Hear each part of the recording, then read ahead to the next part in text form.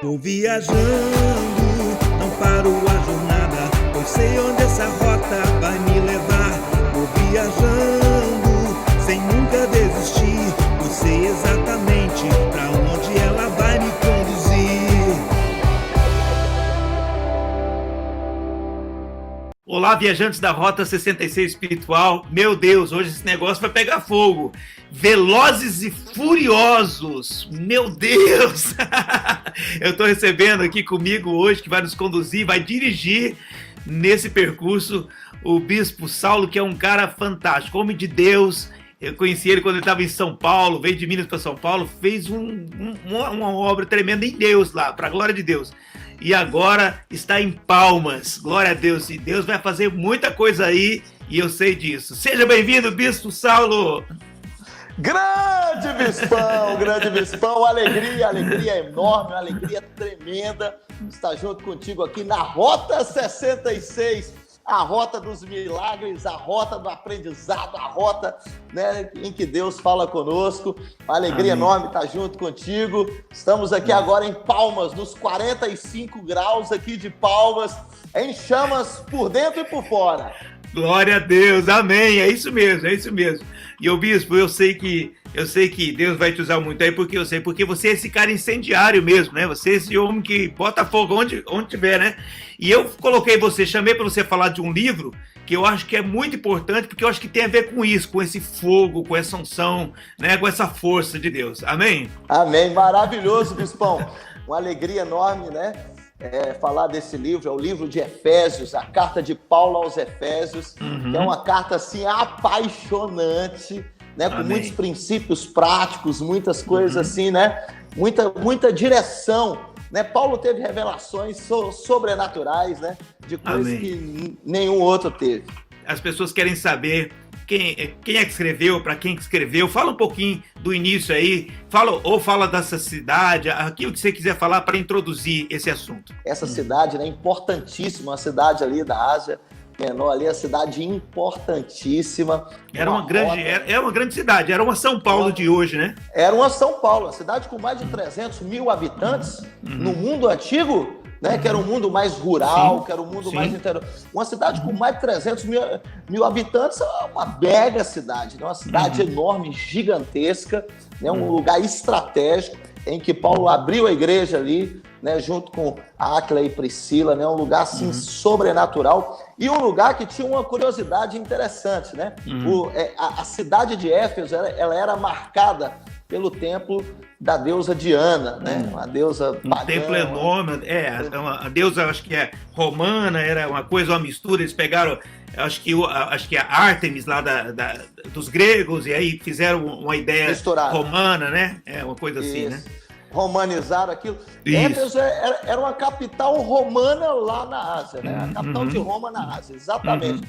E eles construíram ali, o templo dessa deusa era uma das 7 maravilhas ali do mundo, né? Mas essa é uma carta, assim, fantástica, né? Porque Paulo escreveu essa carta ali quando ele estava na prisão domiciliar. Ele na prisão, e é interessante, né? Como que o apóstolo Paulo é demais, né? É apaixonante. Ele na prisão, ele na cadeia, muita gente reclamando da pandemia, meu Deus, não dá para fazer nada na pandemia. O apóstolo Paulo em prisão domiciliar está pregando para nós até hoje. Eu acho que o básico a gente falar sobre Paulo é que nada parava ele, né, Bispo? Nada parava, nem a prisão foi capaz de parar. E o incrível é pensar o seguinte, que Paulo podia estar orando como ele orou para Deus, tira esse espinho da carne, né?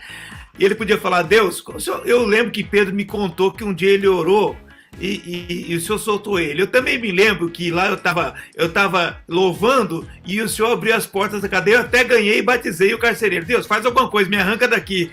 Mas Paulo queria mesmo era que o evangelho expandisse, e se fosse o caso de mandar cartas para que o evangelho chegasse, ele queria fazer a obra acontecer, não é isso mesmo? Exatamente, olha que coisa forte que o senhor falou aqui, hein? Olha que coisa poderosa. Não importa como, a maneira não interessa. Para você ver que quem quer fazer, ele não quer saber, ele não quer saber se vai dar ou se não vai dar, ele quer saber como que vai dar. Então Paulo falou, se eu não posso ir aí ter com vocês, Efésios, né? Se eu não posso estar em Éfeso pessoalmente, eu vou ir através das palavras, através da carta. Eu vou levar a palavra de todas as maneiras possíveis. Nada parava ele. Ele preso estava mais livre do que muita gente que estava livre, né? Que coisa. Misericórdia. Que coisa. Como hoje, né, bispo? Como hoje, né? Nas diversas dificuldades que a gente enfrenta no dia a dia, mas muitas vezes as pessoas têm muito mais possibilidades e elas estão com toda a liberdade que têm e colocando prisões onde nem existe, né? Exatamente, colocando impedimentos onde nem existe. Pessoas livres podem ir e vir para qualquer lugar, não se beneficiam dessa liberdade, fazendo a vontade de Deus, cumprindo o plano de Deus, perdem tempo, né? Perdem tempo, na verdade. E você vê que o apóstolo Paulo, ele é alguém focadíssimo.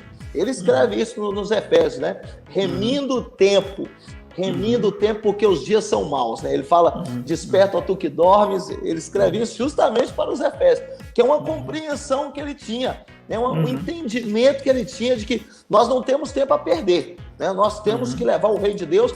Então ele escreveu essa carta dentro da prisão, preso e levando o reino de Deus, levando a palavra de Deus de maneira sobrenatural. Ô bispo, tem uma coisa muito interessante, queria falar um pouquinho ainda nesse começo, desse início da igreja lá, das primeiras coisas que se encontra, tá lá em Atos, inclusive, falando sobre aquela questão de Apolo, né? Áquila e Priscila tá lá em Éfeso, aparece Apolo. Apolo, um homem eloquente, um homem de Deus, um homem sério, um homem de Deus, né? E que pregava com uma força enorme e era o evangelho pela metade. Inclusive o nome do meu filho é Apolo. Uau, que coisa! Então ele, ainda que ele tinha o evangelho pela metade, o cara pregava com uma força, com uma determinação. Era o evangelho ainda de João Batista que ele recebeu, né? Mas ele tinha essa força para empregar naquilo, né? Para colocar de fato o evangelho, né? E aí Priscila e Áquila vieram e ajustaram o foco dele, né? Ajustaram tudo mais. E a Bíblia diz que ele saiu, aí que ele saiu um foguete mesmo. Por isso que eu falei que foi importante fazer contigo isso aqui. Você parece meio o Apolo também, viu, Viso? Apolo, olha, eu sou fã. Eu não posso nem, eu sou suspeito, né, para falar de Apolo, né? Se eu tocou nesse. Seu filho chama Apolo, então. Meu filho chama Apolo. Eu plantei e Apolo regou. É a continuidade. Uma é Manuela, o outro é Apolo. Justamente por causa desse cara. E o senhor falou aí agora, exatamente, essa é a visão que eu tenho. O cara tinha um evangelho pela metade. Pra você ter ideia. E com o evangelho pela metade, ele estava fazendo um estrago. Meu Deus. Olha o estrago que Apolo estava fazendo exatamente ali em Éfeso. Ele encontra, né, com Áquila e Priscila, que esclarece, dá uma atualizada no sistema dele. Dá uma atualizada no sistema. É um update, né? Ele sai voando, né? Sai voando, levando a palavra, que é alguém assim que Paulo fala assim com muito respeito, né? Paulo fala, esse cara é extremamente diferenciado. Sim, aí acontece uma coisa que eu achei também fantástica, é o seguinte, quando Paulo volta ali para Efésio, ele encontra 12 discípulos, talvez até de Apolo mesmo, é uma coisa que não tenho uma certeza, mas talvez de Apolo mesmo, que também são esses caras que estão aí pela metade, mas estão ali. E aí Paulo começa a pregar, e aí existem pessoas que não estão a fim de ouvir, e a Bíblia diz que ele começa, pega esses caras, ele separa esses discípulos e começa a discipular e formar aqueles caras para o propósito e tudo mais. E aí eles fazem um estrago ali, né, bicho? E ele parte para esse momento. Quando ele viu que esses aqui não querem ouvir, ele vai para aqueles que querem ouvir e querem ser discipulado, e ele faz um trabalho fantástico, né? Paulo tinha um esclarecimento, né, bispão? Fora do normal. Ele tinha um esclarecimento, assim, de liderança, princípios de liderança, né, de relacionamento fora do comum. Que habilidade que ele sabia, né? Quanto discernimento ele tinha nesse trato com as pessoas, né? E exatamente isso. Paulo quebrou a economia do templo de Diana, né? Meu Deus! Quantas pessoas se converteram ali, né? Pessoas que usavam... Mexia com feitiçarias também, trouxeram os livros... queimaram os livros. Queimavam. Que avivamento que aconteceu ali, né, Bispo? Exatamente, foi um avivamento. Paulo quebrou a cidade, a economia da cidade girava muito em torno também, né, do templo de Diana, das coisas ali de Diana, e Paulo quebrou. O povo vinha queimando livros de feitiçaria, né? Quer dizer, ele aniquilou justamente porque ele investiu nas pessoas certas, né? Ele tinha essa sabedoria, ele tinha esse discernimento, não foi à toa que ele levou a igreja, né? A igreja se expandiu de uma maneira, né, assustadora através de Paulo, por essa habilidade que ele tinha de selecionar os discípulos, pela habilidade que ele tinha de treinar as pessoas certas. Ele não ficava, como ele estava ali de passagem, ele falava, eu preciso investir nas pessoas certas, né? Então, resistiu ele foi naqueles que se abriram, né? E investiu, e eu acho que ele investiu muito, porque ele passou ali, acho que 2 anos e meio quase ali, mas só discipulando e trabalhando, e de fato, provavelmente você vai concordar comigo, o que os teólogos dizem que Éfeso, a igreja de Éfeso, foi a maior igreja, de fato, daquela época, né? Assim, foi tremendo, foi um trabalho fantástico, né? Não, foi uma explosão, né? Foi um verdadeiro avivamento que Deus promoveu ali, e a gente vê exatamente isso na carta dele para os Efésios, né? Que ele começa no primeiro terço, vamos dividir a carta em 2 terços, né?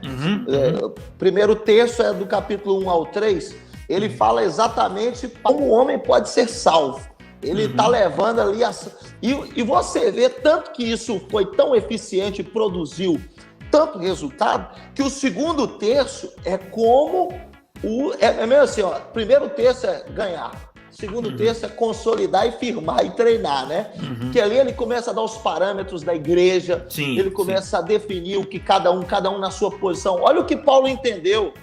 Olha que Paulo, eu acho que essa carta de Efésios, ele estruturou a igreja que a gente vive até hoje.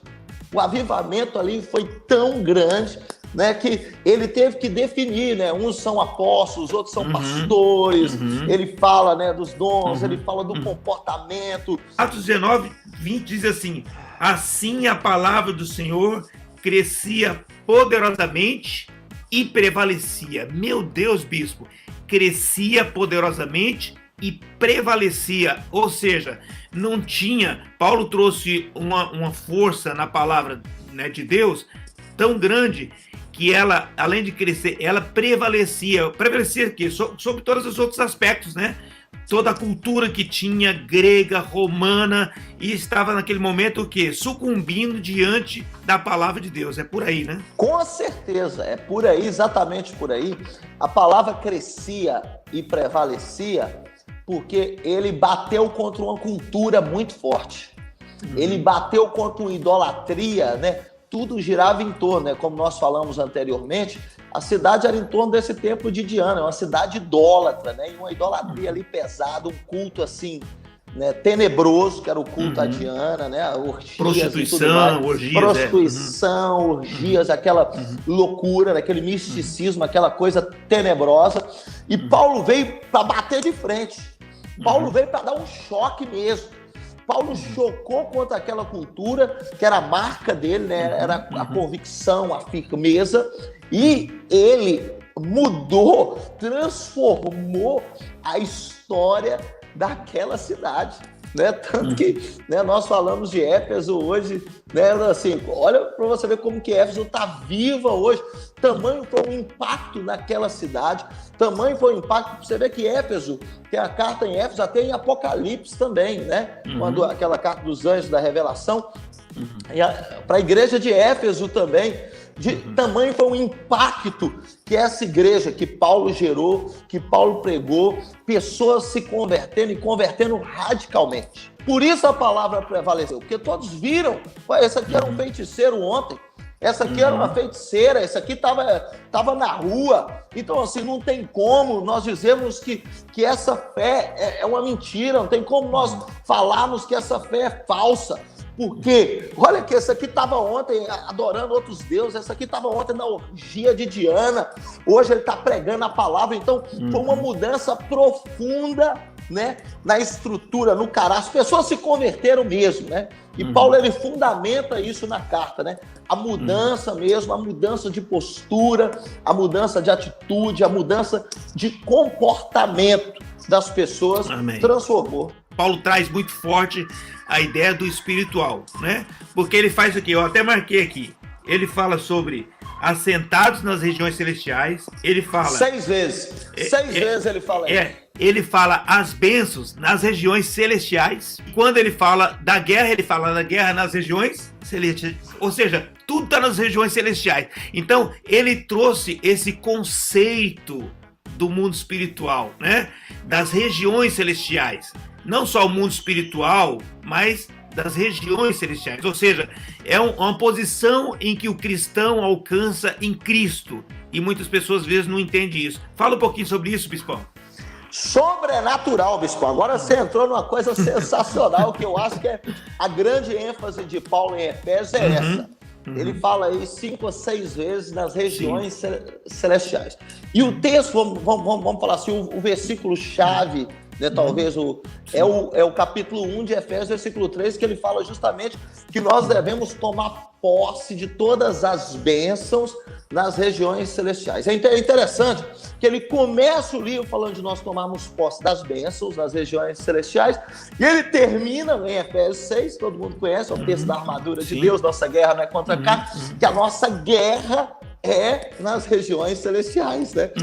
Por principados e potestades. Então ele começa falando para ele tomar posse das bênçãos nessas regiões celestiais, e ele termina falando para nós fazermos guerra nas regiões celestiais. Então isso, para nós, vamos falar assim, praticamente, né, trazendo para a prática, né? Paulo está falando o seguinte para os Efésios: Deus já tem tudo preparado para vocês.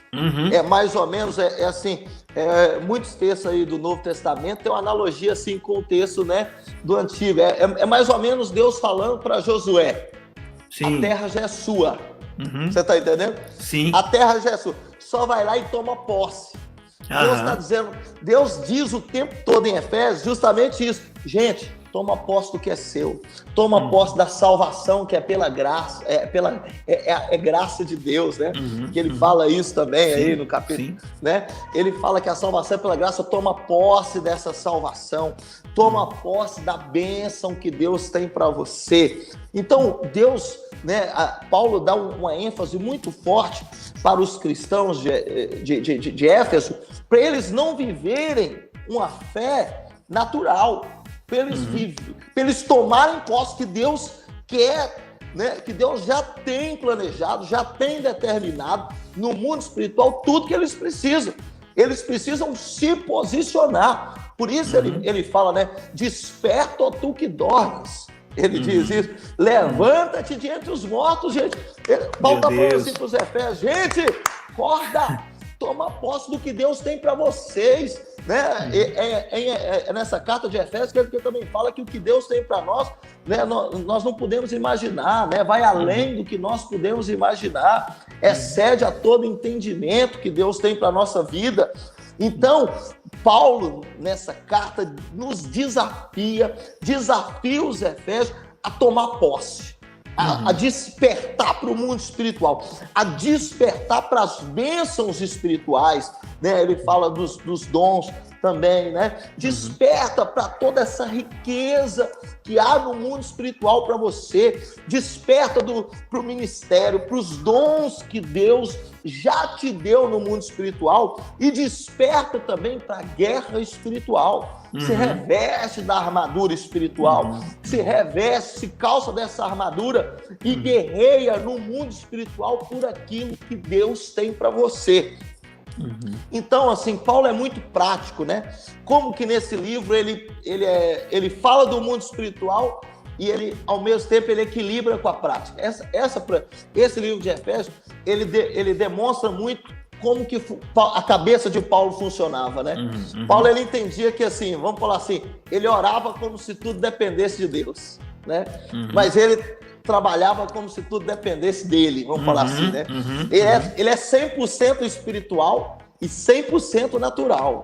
Ele não ignorava o mundo espiritual, pelo contrário, ele tem um respeito enorme pelo mundo espiritual, pelos dons espirituais, né? Pela guerra e a batalha espiritual, mas ele também entende que as coisas naturais são naturais, né?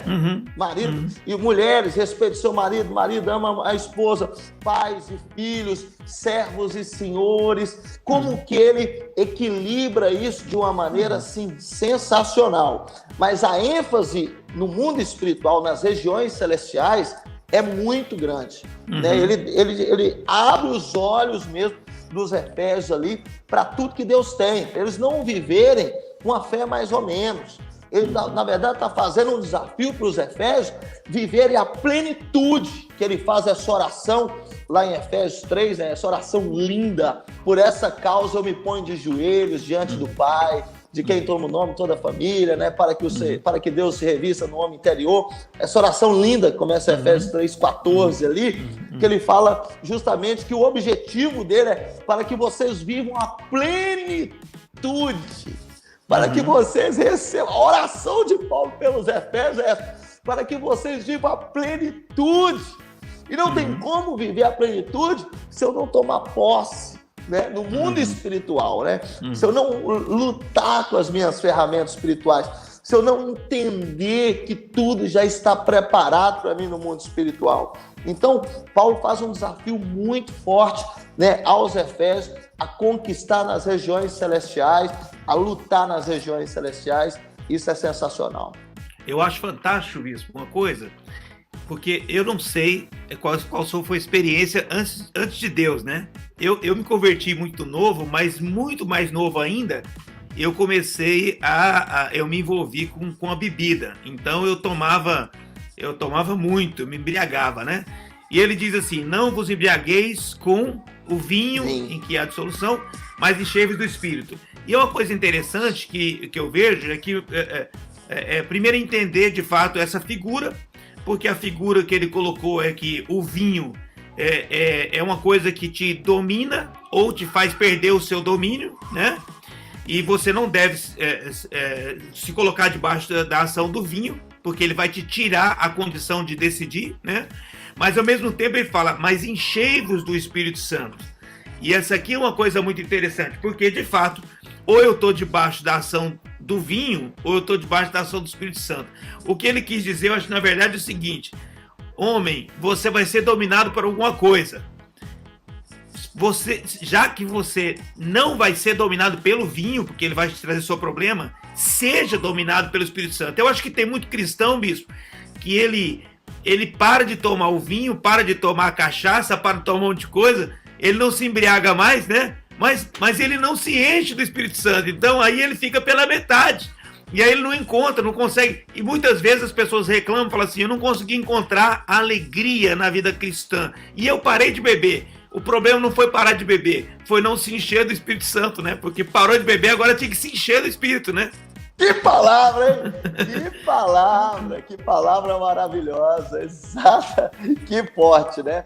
Como que a pessoa parou, mas ela não preencheu aquela casa, exato, né? Não encheu aquela casa. Nós vamos ser cheios de alguma coisa, né? Nós escolhemos do que nós vamos nos embriagar, né? Então, assim, essa ênfase é interessante, né? Que Paulo coloca justamente os dois, né?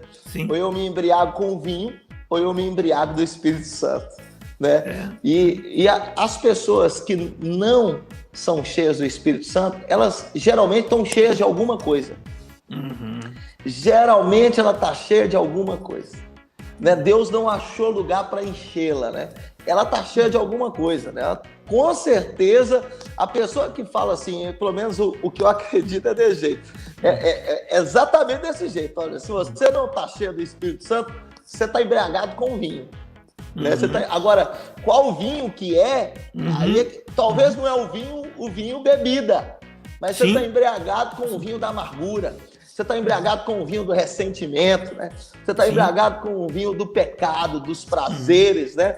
A pessoa está embriagada de alguma coisa. que entorpeceu ela, que a encheu. E Paulo, ele deixa sensacional isso, né? Ele fala, enchei-vos do Espírito Santo. Eu acho que é porque ele fala imediato, né? Não vos embriagueis com vinho, mas enchei-vos. É imediato. É como se assim, é como ele disse assim, ó, deixar a mentira, falar a verdade. Quer dizer, existe uma ação sequente, né? Então, assim, se você tá fazendo isso, você para, mas você começa a fazer isso. Porque nesse intervalo, se você não começar a fazer isso, algo ruim pode acontecer, né? Exatamente. Porque se você não a pessoa que saiu do mundo, tem muita gente que é assim, que ela sai do mundo, mas o mundo não saiu dela, né? O mundo não saiu dela. E é exatamente isso. Ele parou de beber vinho, né? A pessoa parou de beber vinho, mas o vinho está na cabeça dela, né? Ela não, é assim, ela está pensando o tempo todo naquilo, ela está cogitando o tempo todo aquilo. É Pedro estava caminhando com Jesus, mas Jesus falou, Pedro, quando você se converter, né, você ainda não se converteu, você ainda não está comigo, Pedro, você vai me negar, né? Porque aí, coisa. E naquela hora que que Pedro, que Jesus fala, arreda de mim, Satanás, Jesus fala para ele, você não cogita as coisas de Deus, você cogita as coisas dos homens. Jesus está falando assim, ó, você está até andando comigo, mas o que está na sua cabeça, a sua cabeça não é regida por mim, sua cabeça ainda não está cheia do Espírito Santo, sua cabeça ainda não é guiada por mim. E tem muito cristão hoje em dia que é assim, ele está na igreja, ele lê a Bíblia, mas o que define a conduta dele, o que define as ações dele, não é o Espírito Santo. É o que o blogueiro fala, é o que o influencer digital fala, é o que o outro não sei o que fala, é o que aquele outro disse. Não é o que o Espírito Santo... Ele não está sendo guiado pelo Espírito Santo, né? Ele até vai na igreja, ele até abre a Bíblia, se diz cristão, mas a mente dele não está sendo guiada pelo Espírito Santo, não está tomada, direcionada pelo Espírito Santo, né? Ô Bispo, tem uma coisa que eu acho interessante, se você puder falar um pouquinho. É claro que a gente vai falando coisa aqui, às vezes a gente fala coisa lá na frente, as pessoas vão ler o livro de Efésios e vai pegar tudo, captar, porque ele não vai ficar só pela nossa fala aqui não, né? Ele vai lá e vai pegar o livro, vai ler, vai aprender, porque é muito importante, né? Mas fala, justamente lá no finalzinho, fala da armadura, que nós vamos falar que é fantástico, né? A armadura de Deus, né? Mas tem gente que já vai direto para a armadura e esquece de ter um pouquinho o contexto ali, né? Tem que ter uma preparação para esse negócio, não tem não, Bispo? Como é que é isso? Meu Deus do céu, Bispão. Você não tem como. Olha, é muito interessante a sequência, né? A sequência que Paulo segue até chegar na armadura. Você vê que a armadura é a última coisa, né? Uma das últimas coisas ali, que é já para entrar com um confronto espiritual. É a última coisa. Sim. Antes da armadura, capítulo 5, né, entrando para o capítulo 6 ali, Paulo fala de santidade, santificação, não entristeça o Espírito Santo. É assim, para mim esse é o versículo assim. Aí logo depois, Paulo entra em coisas assim muito práticas. Que fala assim, santifica, não entristeça o Espírito Santo. E como que você vai fazer isso? Aí ele fala, como deve ser o relacionamento do marido com a mulher, da mulher... Aí o cara acha que isso não é espiritual, né, Bispo? Mas a Bíblia diz lá, e Pedro diz que se o cara não estiver bem com a mulher, Deus nem escuta a oração dele, né? Olha que entendimento, né? Olha que manual que Paulo nos dá, né? Porque é exatamente aí que começa a guerra, né, Bispão? Sim. É exatamente aí que se dá a guerra e a pessoa não vê. Ela acha o seguinte, pô, Paulo, o que você está escrevendo aí? O que você está falando de mulher? Vamos falar de espiritual, vamos falar de regiões celestiais, né? Vamos falar de guerra e batalha. Vamos falar, você está falando de marido, como é que a mulher deve proceder? Como é que o homem deve amar a mulher como Cristo amou a igreja? Nada que isso, Paulo, você exagerou demais, né? Porque ele justamente prepara uma base ali para a guerra espiritual, né? Ele está dizendo o seguinte: se você não está alinhado na sua casa, ele começa falando de marido e mulher, que é interessante, né? Que é a base da família, Sim. que é a base de uma pessoa, e como o senhor disse muito bem aí, nem Deus ouve se o marido está brigado com a mulher, né? Deus nem ouve a oração. Então, Paulo, ele entende claramente que a guerra espiritual começa justamente nas questões naturais. E muita gente espiritualiza aquilo que é natural e outros naturalizam aquilo que é espiritual, né? Paulo tem muita clareza disso e ele entende que o quê? Que a guerra começa nos detalhes naturais, no relacionamento. E ele fala de relacionamento. Você vê que interessante, né? Ele gasta tempo ali falando de relacionamento. Primeiro de marido com a sua esposa, a esposa, como que a esposa deve proceder com o marido, depois do pai com o filho, relacionamento. E do filho com o pai, né? Dos dois lados. Dos dois lados, sempre ele vai dos dois lados, do servo ou do funcionário com o patrão. Seria hoje é isso, patrão e empregado hoje, né? Funcionário. E são as coisas que roubam a força de muito cristão, né, Bispão? Sim. São coisas que você fala assim, não, a pessoa não consegue ter clareza. Se Paulo tivesse naquela época já certinho, podia até entrar assim, sociedades, né? Exatamente. Sociedades, né?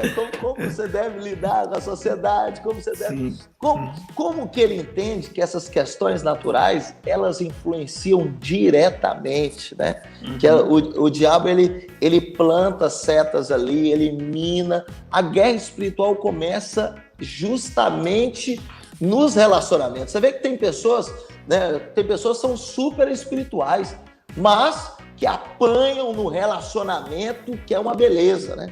Que apanham no se relacionar, que apanham no casamento, que apanham no relacionamento com os filhos, que apanham, né? Não consegue lidar com a autoridade. Ele fala de autoridades também, né? Como nós devemos proceder com a autoridade. Então, você vê que como que Paulo ele tem a clareza na batalha espiritual, mas ele entende que isso inicia, eu tenho que guardar os meus relacionamentos, né? Porque é essa a estratégia do diabo para minar muitas pessoas, através dos relacionamentos. E aí a Bíblia é muito rica, né? Primeiro problema, os maiores problemas do homem são problemas de relacionamento, né? Sim. O Bispo Cirino falou uma vez uma coisa que eu achei fantástica. Ele estava falando sobre os Vietcongs e falando sobre essa questão de guerrilhas, né? E o que acontece?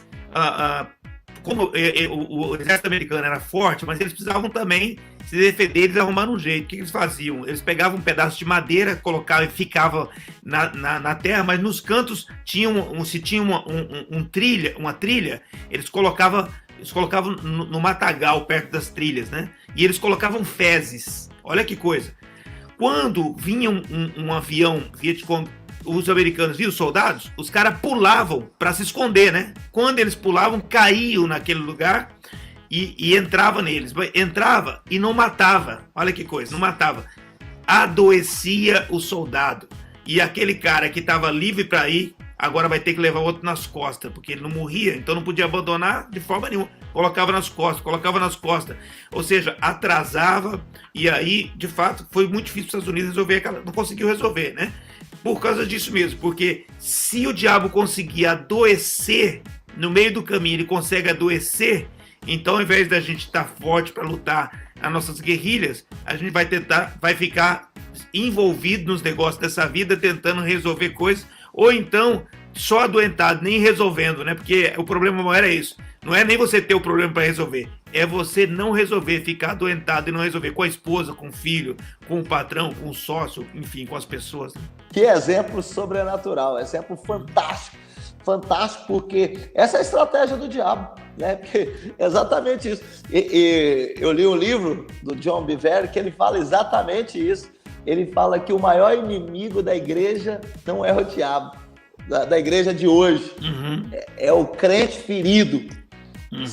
São crentes feridos, né? Hoje passou um pouquinho a moda por causa da pandemia e tudo, mas outros tempos atrás, o senhor vai lembrar, a moda era falar mal de igreja. A moda era fazer vídeo na internet falando mal de líder de igreja, falando mal de conduta de líder de igreja. Era uma moda, né? É uma moda, todo mundo gravando vídeo, falando mal e criticando e falando. Então, o maior inimigo da igreja, muitas vezes, é a pessoa ferida. É um crente que está dentro dela, mas que está ferido, porque ele vai adoecendo todo mundo à volta. E essa é a estratégia da guerrilha. Raiz, né? Da amargura, né? Raiz da amargura, a isca de Satanás, né? Exatamente. É a raiz de amargura que vai disseminando. Exatamente. E adoece os relacionamentos, né, Bispão? Que é o que Paulo vai falando. Olha, o fulano falou e dissemina fofoca, e dissemina inveja, né? E um olha estranho para o outro e o outro para um. E ali o corpo de Cristo vai sendo minado, né? Que é exatamente um dos temas fortes aí de Paulo, que ele fala da unidade da igreja. No capítulo 4 ele começa falando justamente da unidade da igreja, como que a igreja deve ser, que ela deve ser unida, né? Que ela deve ter que muitos são os membros, mas nós devemos ser da importância de cada membro. E aí logo depois ele entra com essa questão de relacionamento, né? Você vê que o que mina a unidade, né? Ele dá o remédio depois, ele instrui como que deve ser, né? Como deve ser a unidade, que não tem ninguém mais importante do que o outro, somos todos membros do mesmo corpo. Ele fala a igreja, ele lida como a igreja é o corpo de Cristo, é uma ênfase que ele dá no livro de Efésios. A igreja é o corpo de Cristo, Cristo é a cabeça da igreja e nós somos os membros desse corpo, né? Aí ele usa exatamente essa figura do corpo, né? Dos membros, que não existe membro mais importante ou menos importante. E ele justamente enfatiza a ter essa unidade, que quando um membro está ferido, todos os outros sentem. E aí, logo depois, ele entra com essa questão do relacionamento, né? Do proceder no relacionamento, Sim. que é o que mina a unidade, que é o que é exatamente a estratégia de Satanás, né? Que é aí que entra a guerra, que é quando ele mina a unidade dentro dos relacionamentos, plantando divergência, plantando amargura, plantando ressentimento nos relacionamentos. Ele quebra a unidade e o corpo desajusta. É um termo que ele usa também, né? Todo corpo bem ajustado cresce, né? Todo corpo desajustado, e esse desajuste se dá justamente nesse ponto que o senhor colocou, que é o ponto do relacionamento, que para mim é um ponto chave, né? Esses parâmetros que ele define muito bem de relacionamento, que logo depois ele entra na guerra espiritual, ou seja, tem que ter unidade. Para ter unidade é preciso saber se relacionar, que aí sim eu estou pronto para entrar na batalha espiritual, aí sim eu estou pronto para entrar no mundo espiritual e conquistar o que Deus tem para mim. Tá fogo puro esse negócio, Bispão. Agora nós vamos pro 6, Bispão. Todo mundo conhece Efésios pela armadura de Deus, né? Exato. Revestivos de toda a armadura de Deus. E ele Amém. fala, para que possais ficar firme, firme contra as ciladas do diabo. Que coisa, hein? Que coisa poderosa, que coisa. Ele está dizendo o seguinte: se você não tiver revestido, você vai ser uma presa fácil. Se você não se reveste espiritualmente, se você não toma consciência que a nossa guerra não é contra carne nem contra sangue, seu inimigo não é sua mulher, não é seu marido, não é seu filho, não é seu pai, não é seu chefe, não é seu funcionário. Seu inimigo não é carne e sangue, seu inimigo está no mundo espiritual. Exatamente. Ele, assim, abre os olhos espirituais. Gente, que conceito, né? Que coisa, que destravar, né? Ele fala assim, ei, você está lutando a guerra errada, você está brigando com o inimigo errado. Para de brigar com seu marido, para de brigar com sua mulher, para de brigar com seu filho, para de brigar com seu pai, com seu chefe, seu patrão, com seu irmão. Briga contra o diabo. Briga contra Satanás. E quando ele fala da armadura, cada componente da armadura é interessante, que a armadura é muito mais de defesa do que de ataque, né? Só tem uma arma de ataque, né? Coisa que é para você se blindar, né? Capacete da salvação, né? Blinda seus pensamentos, couraça da justiça, seu coração, né? O cinturão da verdade, coloca no seu braço esquerdo a espada, né? O escudo, né? O escudo da fé com o qual você vai apagar os dardos inflamados. Olha, os dardos inflamados são as setas do pensamento. Olha que coisa poderosa, né? Levanta o escudo da fé, né? Calça as sandálias, o seu contato com esse mundo é o evangelho. Amém. Né? Seu contato com essa terra é o evangelho de Cristo. Coloca na sua mão direita a espada que é a palavra, ou seja, usa a palavra, prega a palavra, anuncia a palavra, né? A palavra é uma espada no mundo espiritual, usa a palavra da maneira certa, usa a palavra para destruir obras malignas, né? E como que a palavra é poderosa. Se nós, né, lemos a Bíblia, sabemos que com a palavra você constrói, com a palavra você destrói muita coisa, né? E Paulo deixa claro que a espada é a palavra, é a palavra anunciada, né? Que a armadura é tudo na vida de um cristão, né? A gente podia ficar falando aqui 3 horas sobre isso, né? Mas o importante é a gente trazer uma base para que as pessoas possam ler esse livro e entender tudo aquilo que Deus queria fazer a partir desse livro, né? E tem uma coisa muito importante que eu acho que a gente tem que deixar nesse final aqui também, nesse fechamento. A igreja de Éfeso, essa igreja tão forte, uma obra tão grande e tanta coisa que Paulo deixou, mas tem uma cobrança de João lá em Apocalipse, dizendo, olha, vocês de fato fazem tantas coisas corretas, vocês são fortes em tantas coisas, mas tem uma coisa que eu tenho contra vocês, que vocês perderam o primeiro amor. Em algum momento, aquela igreja precisou levar um chocalhão, né, para que ela voltasse a ter o primeiro amor. Talvez justamente aquele amor que fez aquela revolução inicial, né? E aquela igreja naquele momento estava precisando dar aquele chacoalhão. Provavelmente eles receberam, eles se reergueram, retomaram, né? E caminharam, progrediram novamente. Eu gostaria que você pudesse encerrar, né, trazer alguma palavra, mas também deixando para as pessoas essa ideia de que nós não podemos perder o essencial, o amor que nós temos pela casa de Deus, pela obra de Deus. Amém? Olha, essa carta aí que João, né, o livro de Apocalipse, que ele, né, o anjo da igreja em Éfeso, e a lista que ele faz de qualidades dessa igreja. Sim, muita qualidade. A força, a qualidade. É impressionante o tamanho da lista de qualidades que ele, né, cita dessa igreja, mas aí no final ele fala, abandonaste o teu primeiro amor. Tipo assim, jogou todas as qualidades na lata de lixo, né? É mais ou menos o seguinte, se você perdeu o seu amor... Você vai ter que voltar, recupera, porque esse é o que você precisa. Que para valer a pena tem que ter o amor, né? Tem que ter o amor. Olha, e isso é uma exortação para nós hoje, né, Bispão? É uma exortação. A pessoa pode ter muitas qualidades, né? Muitas qualidades, mas se ela perder a paixão, acabou. Ela, assim, meio que ela inutiliza, né? Meio que no mundo espiritual, né? Tanto que ele enfatiza muito, tenho, porém, contra ti que abandonaste o teu primeiro amor. Que coisa, como que isso é agressivo para Deus, como que isso move o coração de Deus, e aquela igreja foi chacoalhada mesmo, né? Bispão, então eu vou passar aqui, dar uma palavra para esse povo aí que está nos assistindo. Olha, quero dizer para você justamente o que João escreveu lá em Apocalipse para a igreja de Éfeso. Nós falamos hoje da carta de Paulo aos Efésios, mas João diz lá aos Efésios, a igreja de Éfeso, que eles têm muitas qualidades, mas tenho, porém, contra ti que abandonaste o teu primeiro amor. Então a exortação de João é: volta ao teu primeiro amor. E o que eu desafio você hoje a fazer isso, a voltar ao teu primeiro amor, a ter um coração queimando, ardendo em chamas, um coração apaixonado por Deus, pela palavra de Deus, pela unção de Deus, por ler a Bíblia, que o seu coração queime por amor a Deus e a casa de Deus, que é uma ênfase da carta de Éfeso.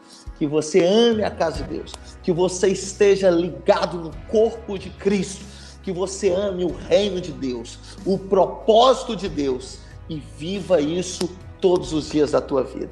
E eu quero convidar você agora a fechar os teus olhos comigo, se você puder, colocar as mãos aí no seu coração e fechar os teus olhos.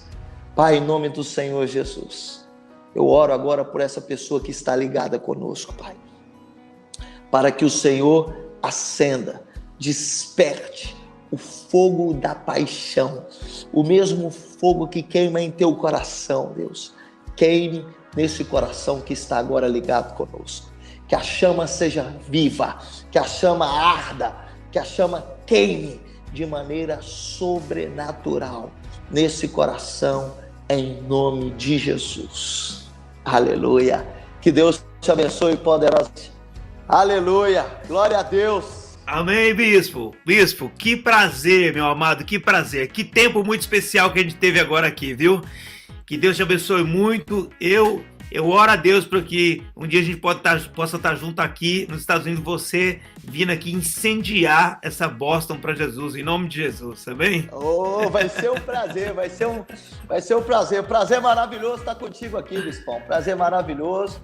Somos teus servos aqui em Palmas, no Tocantins, sempre dispostos e sempre disponíveis. Conte conosco. Amém, viu? amém. Bispão, Deus abençoe você, abençoe Palmas, fiquem na paz aí e vamos para cima, velozes e furiosos. Yeah!